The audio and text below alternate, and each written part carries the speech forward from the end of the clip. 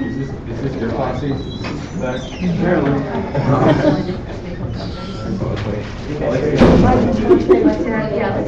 Can you maybe get your iPad?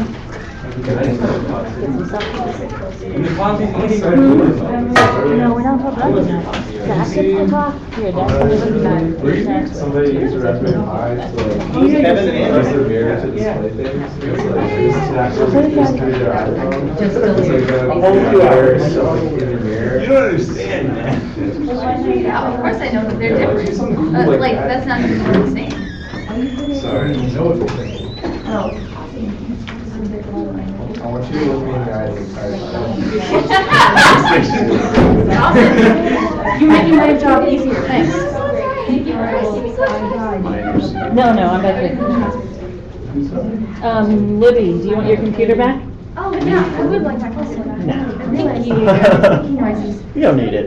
Are perfect if I can do this. You want to go back and Zach, Ryan, and Molly, I forgot to tell you this before Libby started. At 20 minutes, I will raise my hand. That doesn't mean I'm asking a question. That's telling you you have 5 minutes left. At 23 minutes, I will stand up. That means you really should be wrapping things up now. And at a little bit after 25 minutes, I will just cut you off. Okay? And tell Ryan, because I thought he was in here.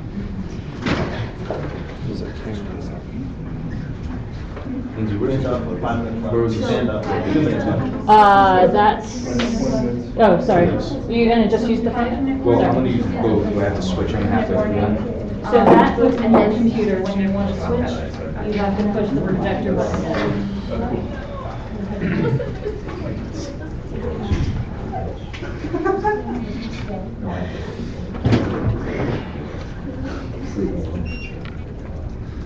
So this is the computer right now? So you see the little lights? You want the top, Oh, I see it. it's labeled.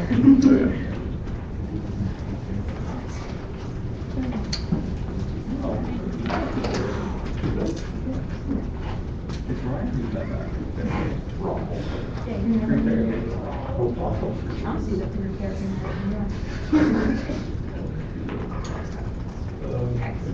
Okay. You have a path to letting. I feel like it's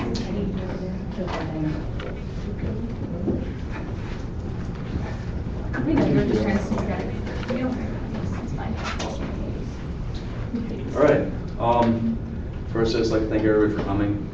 This is my SMP. It's a culmination of 3 semesters of work and a lot of hours put into developing the actual boards and doing research, and some time spent in the training room as well doing the actual experiments. So thank you guys for coming out. My SMP is entitled From Game Field to Game System, a prototype for the improvement of physical therapy through the use of computer gaming. Lindsay was my mentor on this, and here we go. So I began by doing some preliminary research. So I really had 2 different ways I could have taken this project.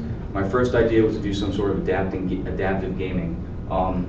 I've done some work with wounded warriors, and a lot of the wounds that they incur don't allow them to play the video games they used to play anymore. So that was one way I could have taken the project, was to develop game controllers for them to help them play the games they used to. That presented some problems. I might have had to make a custom controller for each one of the people I worked with, and that really wasn't an option as far as funds go and research into that. So I ended up doing my rehabilitative gaming idea, which was to take this problem that I found with rehabilitation and try to solve it. So the problem with rehabilitation as it stands today is that it's pretty boring. You go in, you spend hours on end doing simple, repetitive movements. It requires you to do a lot of things that you've mastered as a child. You'll raise your arm up to the side, raise it to the front. That's a shoulder fly. You do that 100 times, and then they'll give you another exercise to do for your shoulder.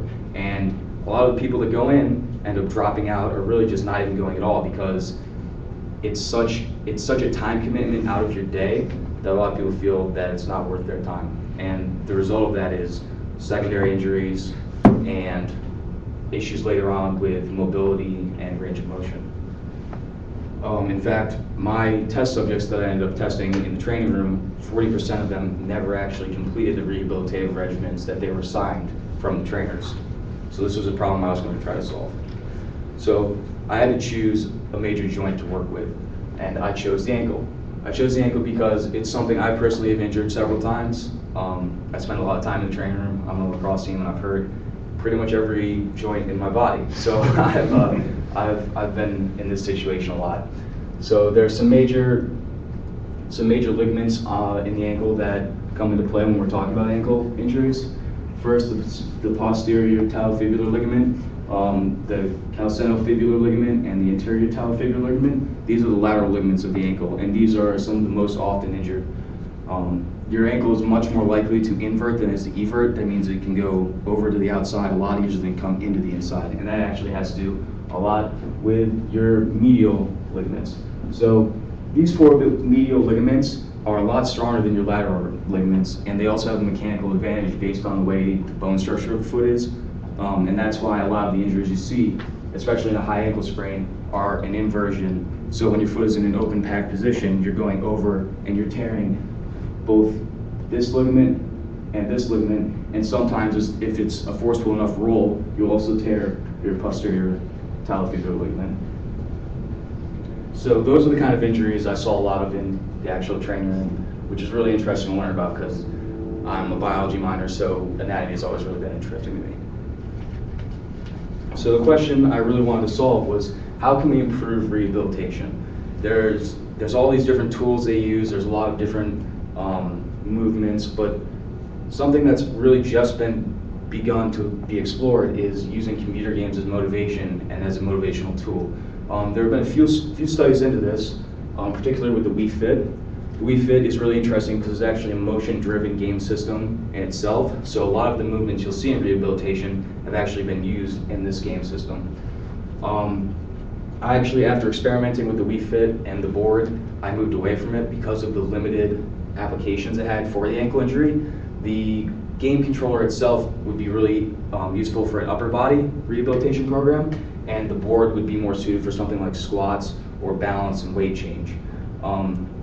I actually ended up moving towards a classic rehabilitation tool called the BAPS board, or the biometric ankle platform system. It is a balance board, so you have a platform that you put your foot on with a semicircle ball underneath. As you stand on it, you'll rotate your foot through the range of motion. You'll go forwards, backwards, left, right, and around the outside. This will break up scar tissue and help strengthen the ligaments around and the surrounding structures around the ankle. So by using the BAPS board, I like to think that I ensured I wasn't changing a product that already worked to a point where I was putting anybody in danger. And that was really a big thing because I wanted to do a test in the training room, so I had to make sure everything I did was safe and wasn't going to cause any more additional injuries to the people that were using the stuff. So by building on the established technology and a proven method, I hope to maintain the effectiveness of it and ensure that it wasn't dangerous.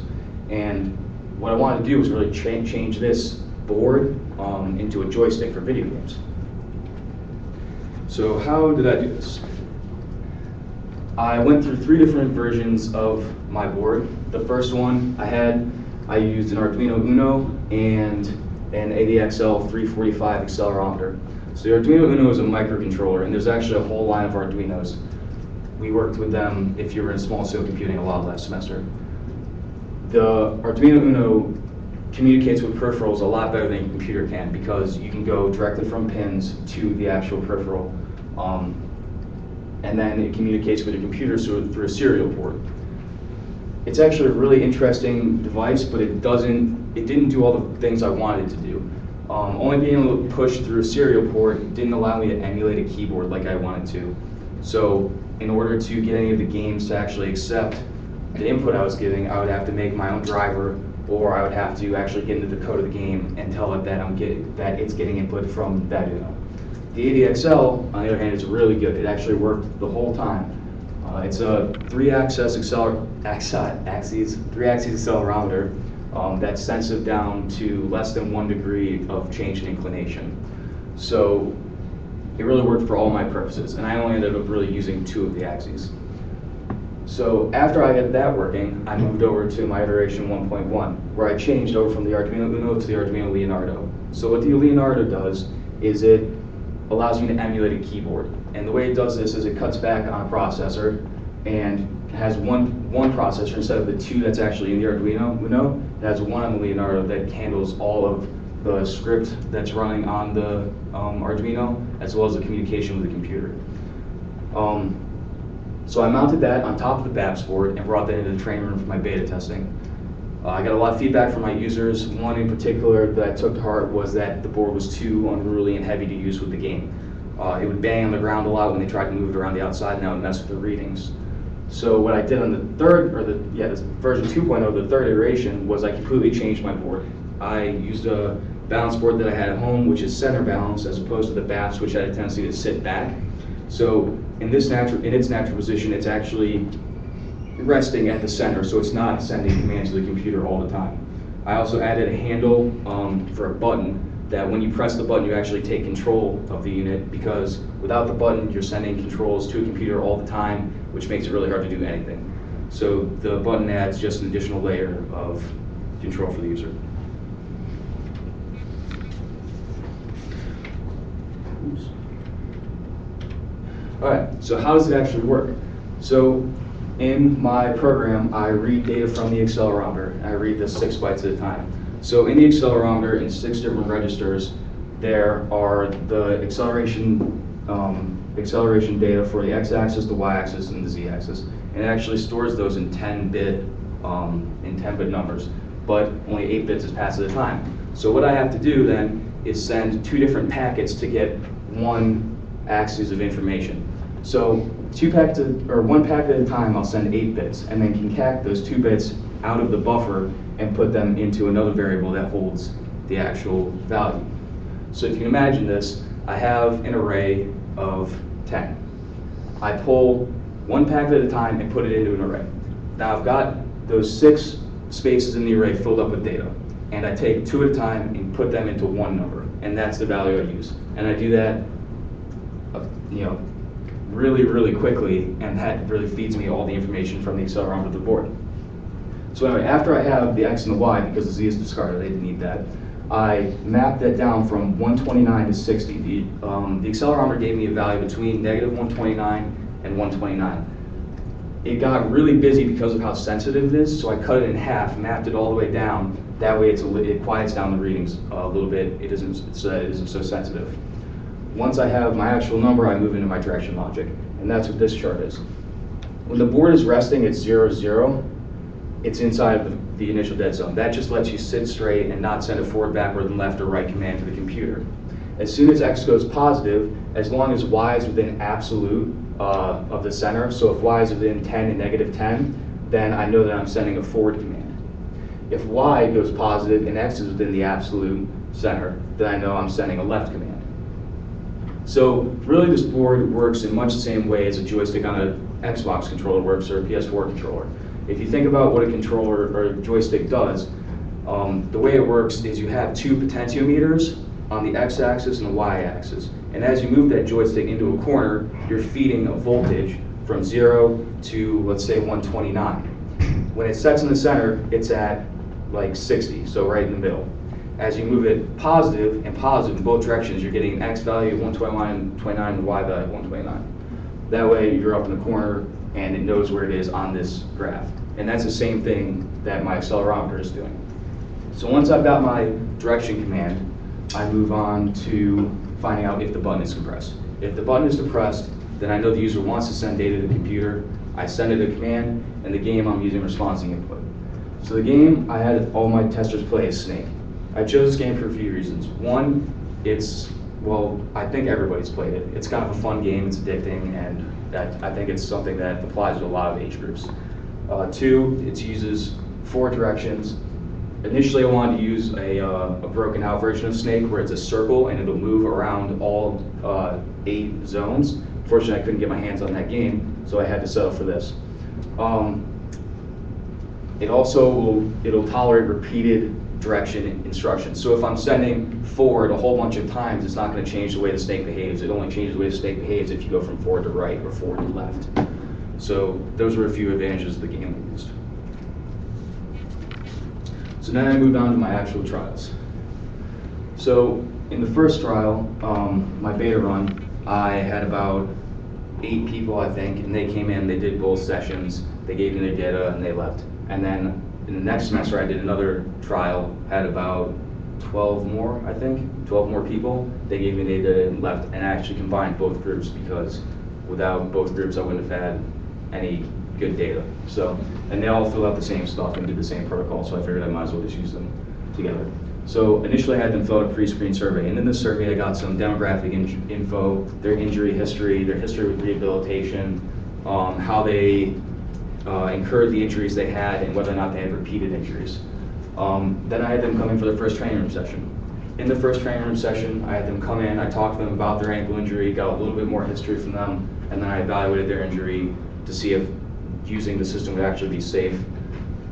Then I put them on the BAPS board for about 15 minutes, and I had them work through the rehab program on that, for forwards, backwards, left, right, around the circles, and so on. Then they came in for the second training room session where I put them on my electronic system, had them work through my system for about a half an hour.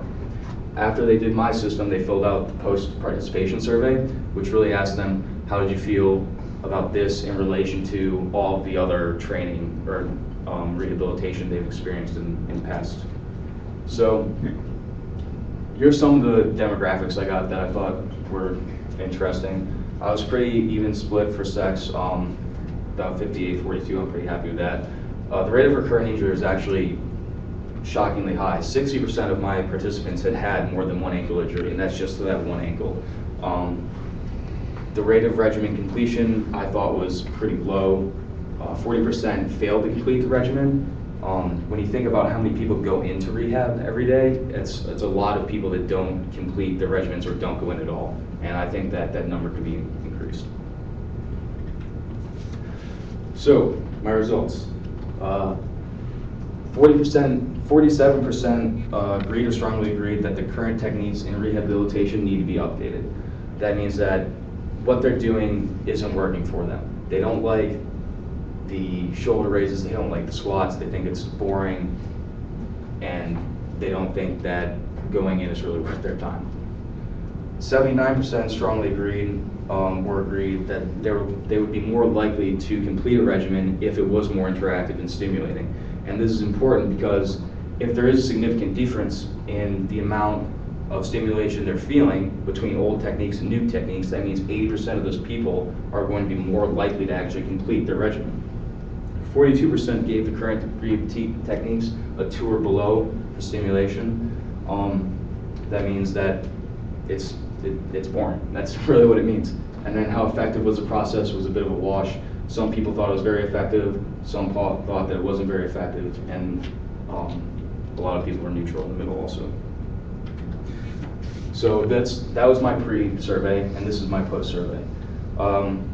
I had 92% agree or strongly agree that rehab could benefit from more tools like this. I think that's a pretty high number, and I was actually fairly happy with that. That means that there's a support for the movement towards some interactive rehab or more entertaining rehab in the very least. 85% gave the stimulation of my system a 4 or above, and 69% gave the effectiveness of the system a 4 or above. I ran ANOVAs on the 2 keynote questions that I thought were really important in this study, which is how stimulating and engaging was it, old versus new, and how effective did you think it was, old versus new. When I did the effectiveness ANOVA, I did not get significant data. My results were 0.058 for a p-value. For the data to be considered significant, it needs to be 0.05. Given one more participant, I think that number would have been below 0.05 and become significant. But I'm actually really close to approaching significance. As it stands now, though, I'm pretty happy with it because I built upon an existing system, so having no significant increase or a change in the effectiveness of the system means that I didn't screw it up. I didn't make it worse than it was, which I'm pretty happy with. I didn't blow it away for effectiveness, but there are other studies that need to be done to actually determine realistically what the effectiveness is instead of opinionated based. For the how engaging and stimulating, I got a significance value of less than 0.01. So there's a very significant change in the stimulation people felt when using my technique over the old technique. And if you remember, close to 80% said that if it was more stimulating, they would be willing to complete more of their rehab regimen. So I'm pretty happy with the way the results of the test came out. And there is a lot of future work that can be done on this. So I would like to expand this not just from ankles, but to shoulders, elbows, knees, any joint of the body that can be injured. I think there is a potential to make some kind of game or interesting activity that will make somebody more likely to come in and at least do rehab. I'd like to also expand to new, more complex games. If you remember, this joystick works in much the way that a normal joystick on a computer works, or a PS4 works. So any game that was played with one joystick can be played with this system. You think about the N64, that controller is based around one joystick and has a whole bunch of buttons on the outside. So using this one joystick, you control the movement, give them a controller to hold, and an emulator on a computer. They can play any N64 game they want, and it's like hours of rehabilitative fun. I think that would be a pretty awesome thing to do. Also, an app that tracks progress would be a really great software piece. At the college currently we're using some concussion testing technology that you start with a baseline, and then once you're concussed you come in and retest. It'll drop you below that baseline, but you get to watch as your progress comes back to where you were. I think that's highly motivational. If you were able to see visually that you were getting better and working towards a point where you were able to get discharged, I think you'd be more likely to also complete your regimen. But once again, that's a task for another day. Smartphone applications is another great thing that could be used. Imagine on your phone you have your own personal rehabilitative instructor. You open up your phone, you tell it, I have a shoulder injury, and it puts you through a workout that will solve your shoulder, or I have a knee injury. And really, your phone has all the sensors that I put on this board. It has an accelerometer, it has a gyroscope, and it has a compass in it. So it has all the stuff that's necessary for these things to be part of your everyday life and right at your fingertips. And finally, some potential partners and testers. I'm working towards getting this published with a physical therapist that approached me and would like to help develop this a little bit further, as well as some interest shown from an orthopedic surgeon at Walter Reed, who I'd like to contact about this also. So I think there's a lot of interest in this area, and it has a lot of potential to expand. And I think this helps to create a basic formula that you can follow, and hopefully will inspire people to follow my example and kind of work into this also, instead of operating by the status quo and just using the classic techniques we've had for so long. And that's it. Any questions?